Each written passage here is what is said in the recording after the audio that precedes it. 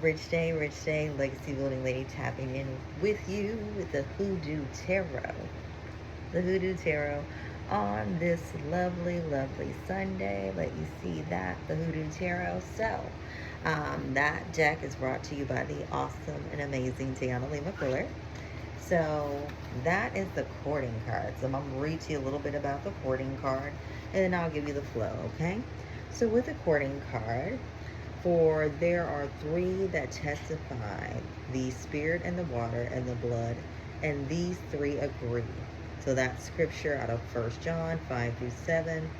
5 and 7 and 5 and 8. So courting the lovers again, for there are three that testify, the spirit and the water and the blood, and these three agree. That's 1 John 5 and 7 through 8. So plant, squash, leaves. So squash leaves is the plant. The image here on the courting card that you saw there, a couple in the card. Love the images on the card. So a couple is walking down the road holding hands. They are oblivious to the judgment of the two elders watching them. Because they're so into each other, it's clear from her facial expression that the woman's grandma isn't as enthused about the match as it appears to be. So grandma is not feeling this gentleman, I guess. There used to be a time when people understood the distinction between dating and courting. Dating was a lighthearted activity that gave a man and a woman a chance to get to know each other.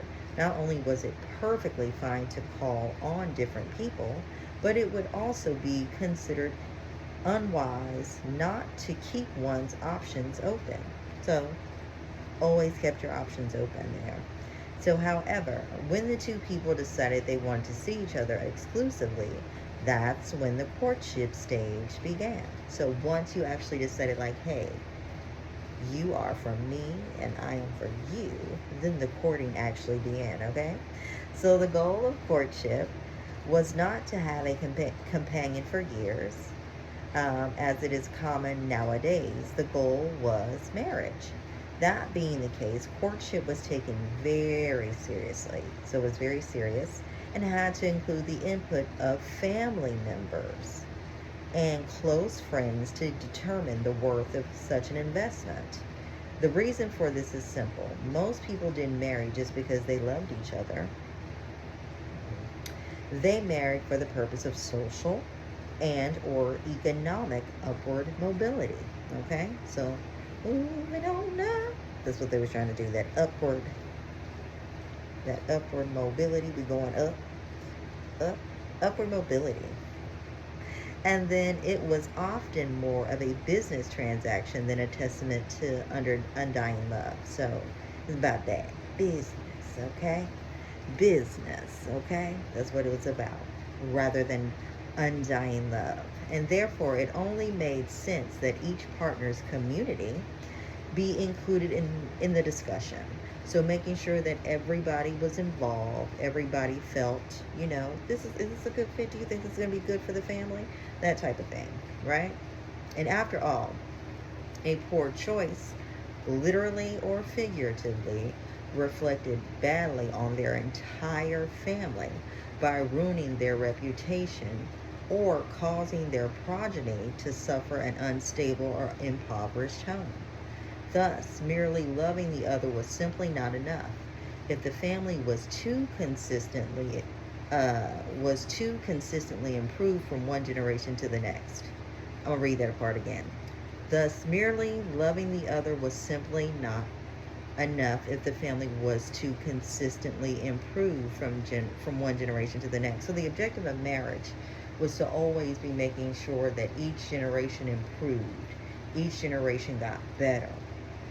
I'm going to say that again. The purpose of marriage, or what the family looked at when they were congregating and talking and discussing whether or not, this should happen, is this going to help our next generation be better than the last? That was the focus. That was the agenda of the marriage. So that's powerful, because do we think like that today?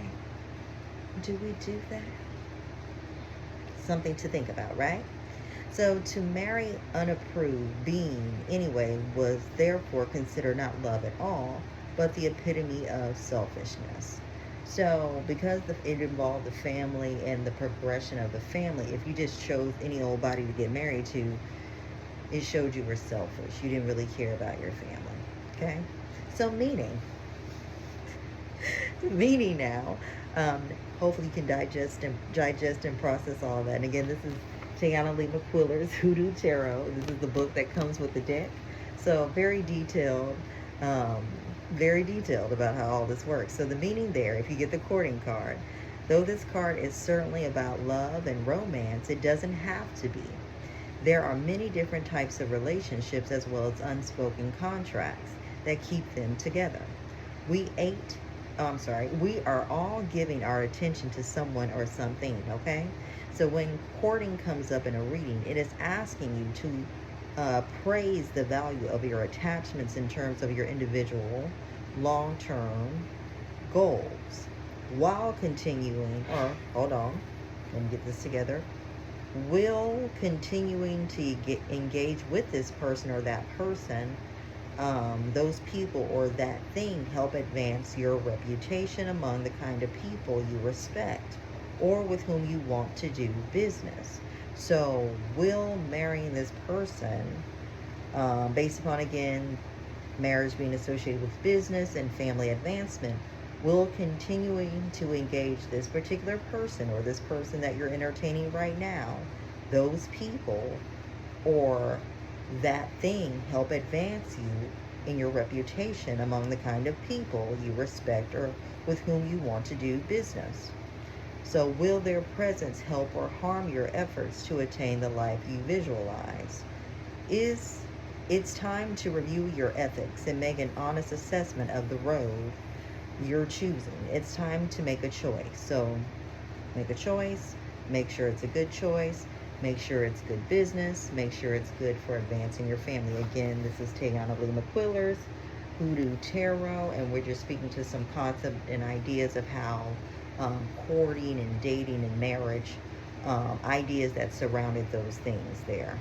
So let me see where that leave off. So if you receive a courting card, the courting card, if that comes up in your deck, if you pull this card, what binds you to him or her or that? Is it healthy? So is the relationship healthy?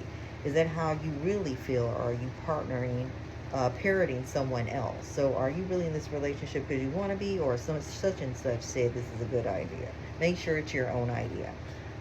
Make up your mind. Make sure you're not tiptoeing in, tiptoeing out, but make up your mind. Be sure and certain in how you're moving and what you're doing. And then what is your philosophy of life, and how does that inform this relationship? What if you commit fully to this? Is the passion, love, desire reciprocal? So is there balance in the relationship? Are you both giving equally in the relationship? That is important. Ooh, that's important. Okay, is the passion, love, desire reciprocal? Okay, cute doesn't last.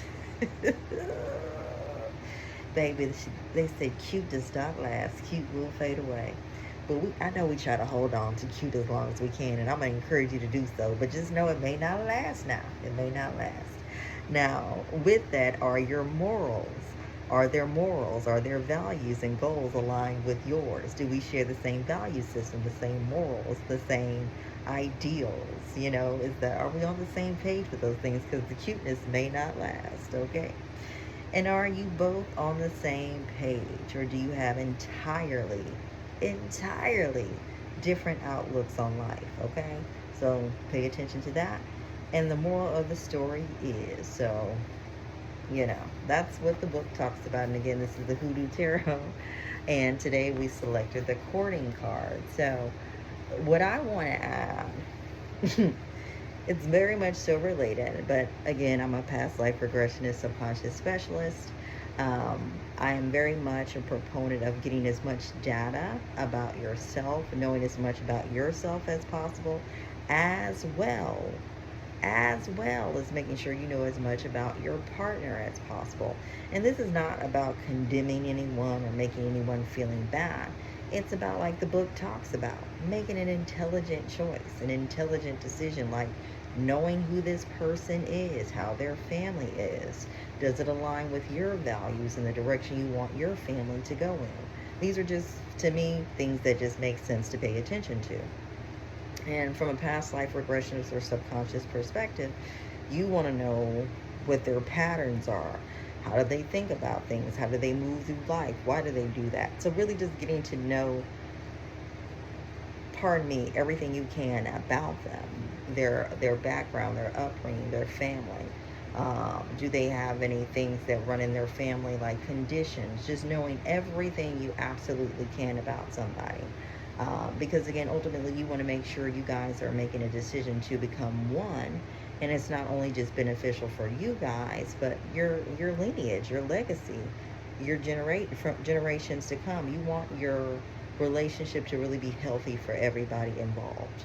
So, um, knowing things about their subconscious and all their patterns and habits, and there's many different ways you can get that information. You can have them actually do a regression, things like that. But yeah, get that information. Find out as much as you possibly can, so you can make a decision that's going to be beneficial to you and your family. Okay, so again, that was the court card. This is the Hoodoo Tarot deck put together by Tiana Lee McQuiller. Again, I am a past life regressionist, tarot consultant, coach.